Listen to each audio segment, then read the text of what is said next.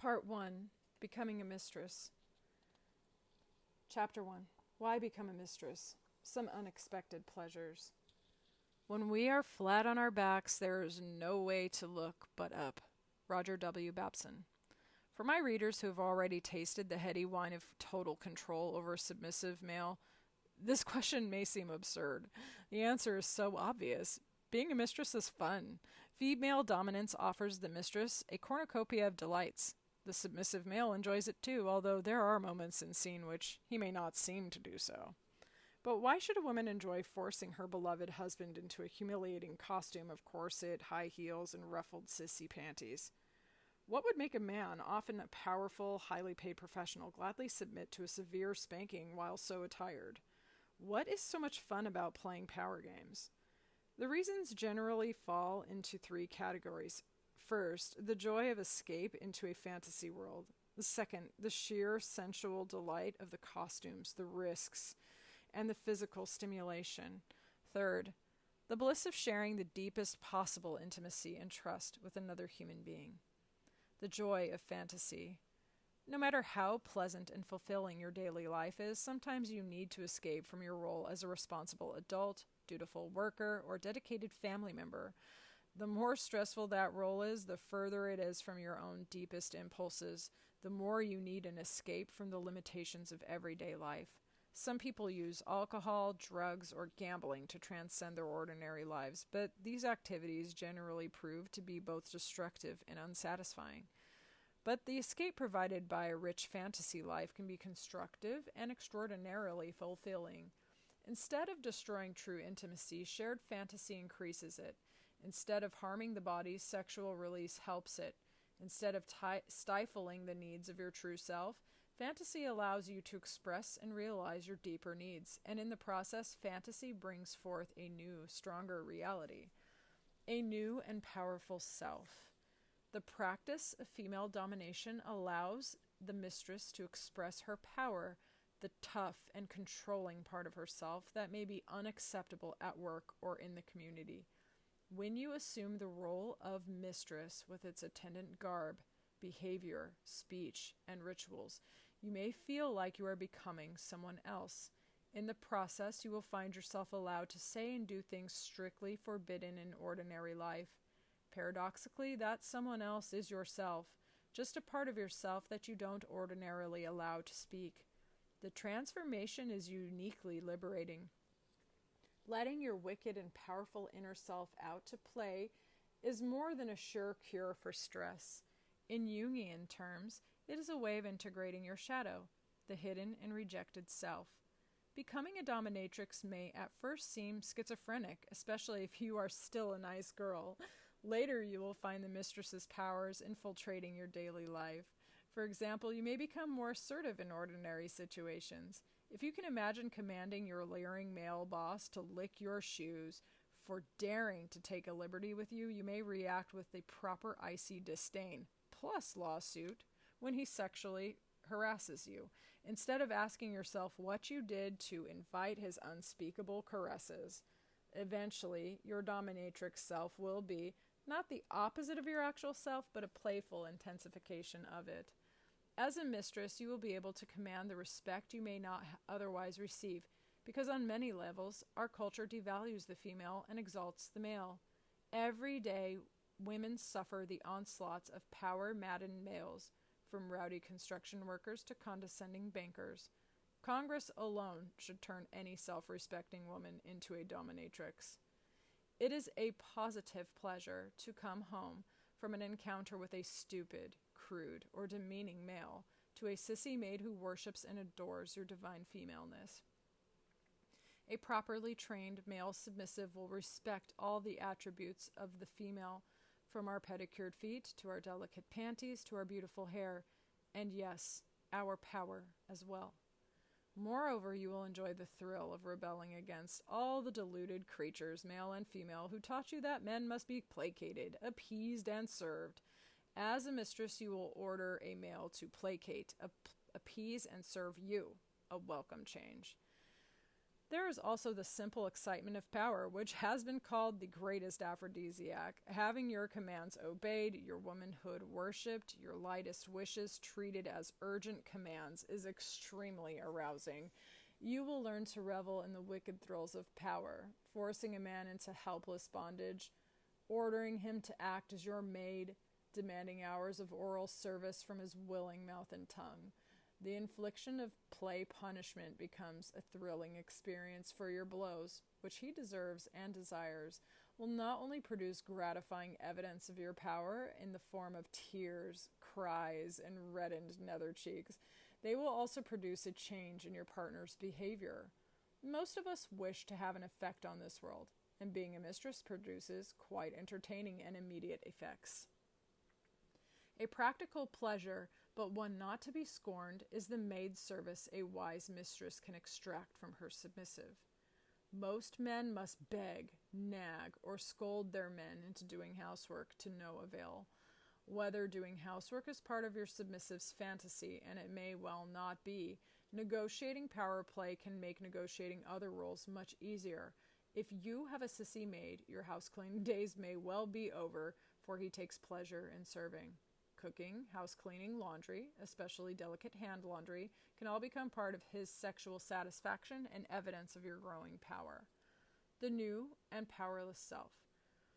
But what pleasure does the male find in his embarrassing and frequently painful role? He too has a shadow, a self he cannot acknowledge or express in ordinary life. Boys mustn't cry or wear frilly clothes or be passive. They have to be strong, silent, macho men.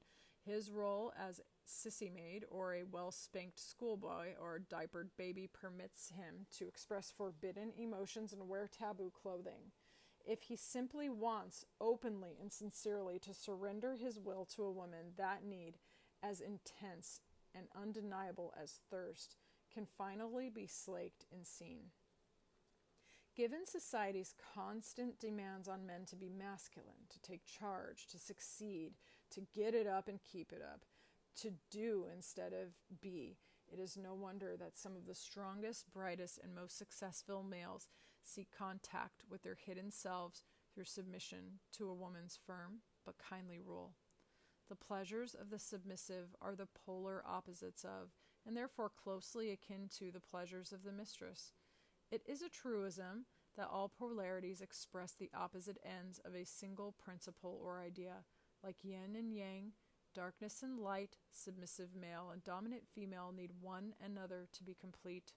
Moreover, the two are not simply opposites. Even the most severe mistress takes pleasure not only in compelling her slave's submission, but also in fulfilling his fantasies. Likewise, the most subservient slave enjoys not only surrendering to his mistress's power, but also gratifying his own hidden desires. In short, however absolute a lady's command may seem, it is always tempered with a concern for her submissive satisfaction and well-being. And likewise, however abject a slave may appear, he is in some sense in control of the situation, for if he refused to respond, the dominatrix would no longer be in charge. The two roles are symbiotic. Moreover, a submissive never starts out powerless. He must have power in order to hand it over to his mistress, who holds it in a blind trust until he needs it back. That may be at the end of a scene, after renegotiation, or even at the end of a lifestyle relationship. Nothing could be more natural. The first power we all know is female. Although not all women are interested in exercising that power as a mistress, both men and women find a certain innate fitness in female dominance.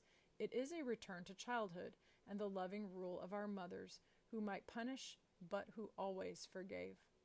Although all women start life as daughters, not mothers, they must someday move forward from being a powerless child to being a woman in authority. Becoming a dominatrix is one way to celebrate your innate female strength. Indeed, every woman, whether she becomes a mother or chooses not to bear children, must experience the transformation into female authority in order to become an adult and truly her own mistress. This is true even of female submissives who find their greatest joy in surrender. Choosing to surrender, choosing their own dominant, understanding and fulfilling their own sexuality is a position of genuine power, power surrendered, but nevertheless consciously known, used, felt. This transformation was considerably simpler in the days when goddess worship was the rule. Without taking a stand on any specific form of modern goddess worship, I must say that when the feminine face of the deity is neglected, things sadly go wrong. See Chapter 2 for more information. Even without a solid religious structure to help a young girl deal with her passage into womanhood, she must learn to accept and use her innate female power. Sensual enjoyments. Aside from the psychological satisfactions outlined above, there are physical pleasures unique to dominance-submission relationships. The role of mistress is both demanding and sexually satisfying. The role of submissive, whether maid, slave, schoolboy, can stretch a male to his limits, but ends in true, deep release. Intense stimulation. The submissive male enjoys female domination because it feels good. His major reward is erotic pleasure of an exceptionally intense and prolonged nature. Some of the components of that pleasure may not seem too enjoyable. Spankings, enemas or diapering, foot worship, cock and ball torture, but they are pleasurable, partly because they are so intense, partly because they promote a psychological letting go that enables a male to achieve a splendid orgasm, if his mistress permits. Perhaps the prime sensual enjoyment is the one least explicable to those who have never played the game. Intense stimulation may seem like pain, but it is not primarily pain. The deep muscle stimulation of a spanking or paddling, the sense of compression inside a tightly laced corset or a locked male chastity device, the overwhelming feeling of being possessed that comes from anal penetration, the smaller but still intense sensations from plucking of pubic hairs, the pinching of nipples, or the prickling of male's glands.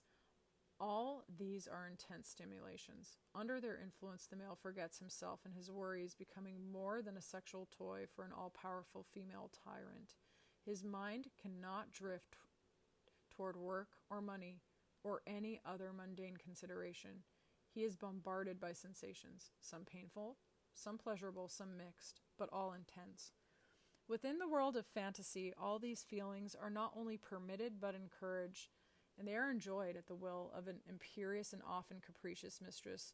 So the additional psychological stimulation of suspense is added to the already overpowering physical sensations.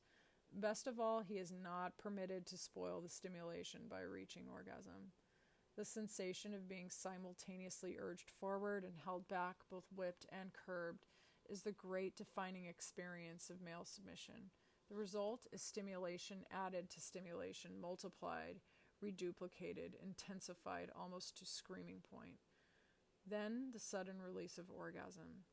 Restraint, even forced restraint, increases male sexual satisfaction. Too many men seeking immediate release rush through foreplay and intercourse, frustrating their partners and shortchanging themselves. Under the tuition of a mistress, such males learn that their sexual satisfaction must be delayed until the lady has had her fill of pleasure. A skilled dominatrix will prolong the male's sexual arousal, simultaneously forbidding and encouraging it, and thereby give him the great gift of true release. The dominatrix enjoys prolonged stimulation as well. Both the demonstration of her power and the subduing of her slave are quite arousing, but she often, if she is wise, has another form of pleasure available to her, and it's good for her partner as well. I refer to the ancient and sacred practice of cunnilingus. Few women can get enough of this luscious activity, while submissive males find it the ultimate act of worship. It fulfills the twin criteria of intensity and restraint. For the male submissive kneeling before his lady's shrine is overpowered by his nearness to her most intimate secrets. Nevertheless, he cannot mar the experience by climaxing too rapidly, especially if the mistress has had the forethought to fasten him into a secure chastity device. See Chapter 8 for illuminating discussion of the ways to control and maintain your submissive male while you are close to swooning with your fifth orgasm. The freedom to feel. Paradoxically, many people find dominance and submission fantasies liberating.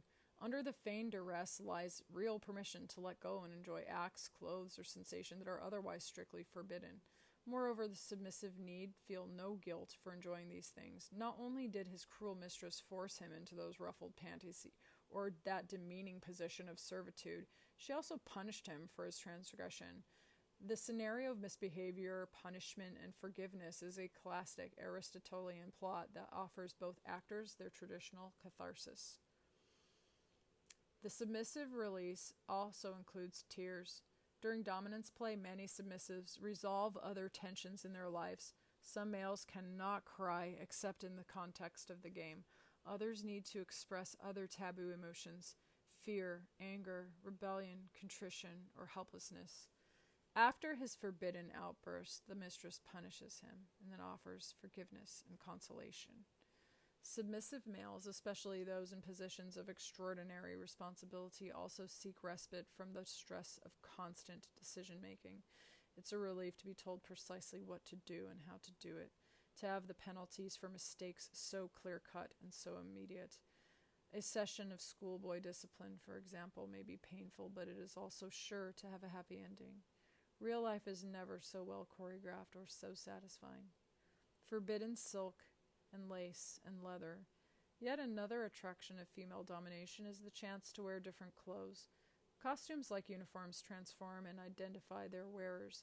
For the submissive male, who must wear tailored suits and strangling neckties to work, a maid's uniform or a small boy's clothing represent a break from the grind of the daily life and an escape into the freedom of a new self. Many male submissives enjoy dressing in women's clothing. Female garb is the ultimate break with society's standards for manhood, deeply shaming, for every male is raised to despise the sissy, yet also compellingly erotic. Women's clothing, with its soft textures, its lovely colors, its delicate construction, is designed to be sensual. Furthermore, it has the attraction of the utterly taboo.